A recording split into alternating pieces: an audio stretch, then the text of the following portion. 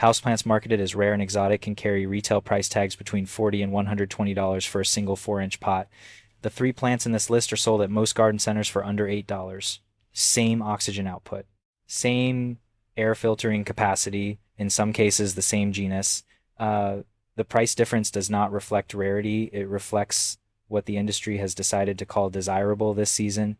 3 plants the mainstream market routinely undervalues, and 3 reasons why serious collectors and professional horticulturists quietly keep them on every shelf they own. Starting at number 3 with a plant whose reputation has been buried so thoroughly by marketing cycles that most buyers walk past it without a second glance.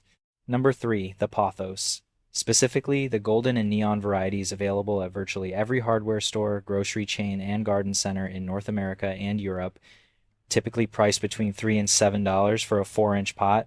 The same plant in a slightly unusual variegation, a marble queen or a global green, gets relabeled, repositioned, and sold for between $18 and $40 at specialty retailers and online marketplaces. Same species, Epipremnum aureum, same care requirements. The price differential is a product of visual novelty marketing, not of any distinct horticultural characteristic. The pothos has been studied in controlled indoor environments for its capacity to absorb formaldehyde, benzene, and xylene from enclosed spaces. A NASA-backed clean air study, referenced repeatedly in horticultural literature, documented measurable volatile organic compound reduction in sealed test chambers using common pothos specimens. The study did not differentiate between the $3 and the $40 cultivar. The biochemistry is identical. Propagation rate is where the economics become undeniable. A single $4 pothos cutting, given adequate indirect light and standard potting mix, can be divided into 8 to 12 viable cuttings within 6 months. At the prices specialty retailers charge for uncommon cultivars, a single original plant becomes a propagation asset worth between $140 and $480 over a single growing season. The industry does not want you to think of it that way. Verdict: you are not paying for a better plant, you are paying for a label that arrived after a trend cycle. The standard pothos is undervalued because it became common, but the next plant on this list was never common, and the market still manages to misprice it. Number 2, the spider plant, Chlorophytum comosum. Retail price at mainstream garden centers sits consistently between $2 and $6 for a standard pot. At specialized online sellers, variegated and reverse variegated specimens move between $15 and $35, again the same species. The visual distinction between a standard and a premium labeled spider plant is a matter of stripe positioning on the leaf. The grower achieves it through selective propagation of existing offset plants, a process that costs nothing beyond patience. The spider plant produces offset runners, commonly called spiderettes or pups, at a rate that outpaces almost every other popular houseplant. A single healthy specimen in a well-lit position will generate between 10 and 20 offsets in a single growing season. Each offset is a viable independent plant within 4 to 6 weeks of separation. At the specialty price point of $20 to $35 per plant, one original $2 purchase generates a theoretical propagation value of between $200 and $700 annually. These are not hypothetical numbers. They reflect actual prices charged by Etsy and marketplace sellers for the same genetic material sold under a slightly different cultivar name. The deeper story here is in the air quality data.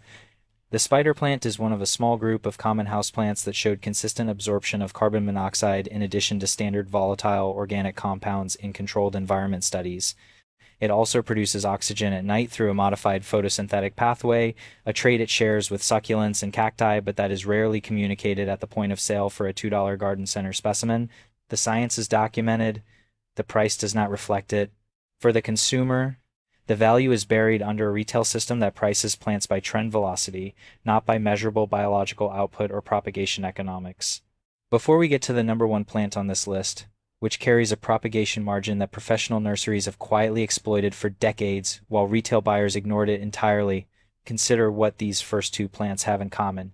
Neither requires high humidity, neither requires grow lights, neither requires specialized soil amendments. Both thrive on neglect in a way that expensive tropicals and rare aroids simply do not. The low price has trained the market to read them as low value. The data says the opposite. If this kind of breakdown is what you want before you spend money in a garden center, you already know where the button is. Number 1, the ZZ plant. Zamioculcas zamiofolia. Standard retail price at garden centers and hardware chains, between $5 and $15 for a standard 6-inch pot. Online specialty retailers and plant boutiques price the same plant in slightly larger or darker leaf specimens between $40 and $90. The black ZZ variant, Zamioculca's Zamiifolia raven, which is a cultivar developed through selective propagation of naturally occurring dark leaf mutations, sells regularly between $60 and $120 at boutique retailers. The underlying species is identical. The cultivation method is identical. The difference is that someone filed a cultivar name and repositioned the marketing. The ZZ plant operates on rhizome-based water storage, a structural mechanism that allows it to survive extended drought periods that would kill virtually every other popular houseplant. In documented nursery trials, specimens have survived without water for periods between 3 and 4 months without permanent tissue damage. This is not anecdotal. It is a function of the rhizome structure, which stores water and nutrients in a way analogous to a succulent bulb. The plant was largely absent from mainstream Western houseplant markets before the early 2000s, not because it was rare, but because it propagated slowly by division and was not commercially viable at scale until tissue culture methods made mass production feasible. The moment it became easy to produce, it entered the commodity tier. The price dropped, the plant did not change. The propagation story on the ZZ is longer than the pothos or spider plant, but significantly more durable. A single mature specimen, divided at the rhizome, yields between 4 and 8 viable sections depending on age. Each section roots and establishes as an independent plant within 8 to 14 weeks. The Raven cultivar, commanding $60 to $120 at specialty retail, is propagated from the same division process. The time investment is identical.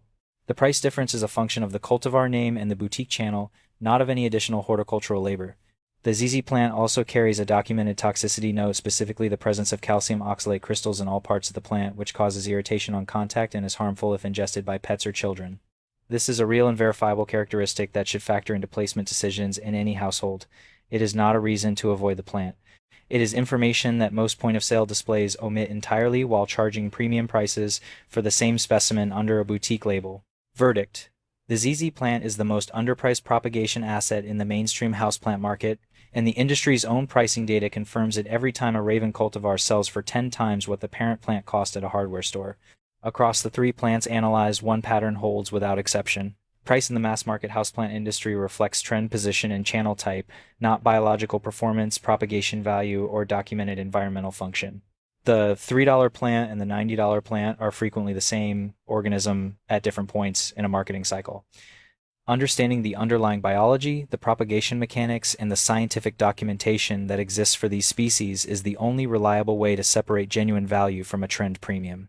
In a category where the most profitable plants are the ones the industry has already decided to stop promoting, the buyer who ignores the label and reads the data is the one who wins. Know what you are buying before you buy it. The price tag is not the information.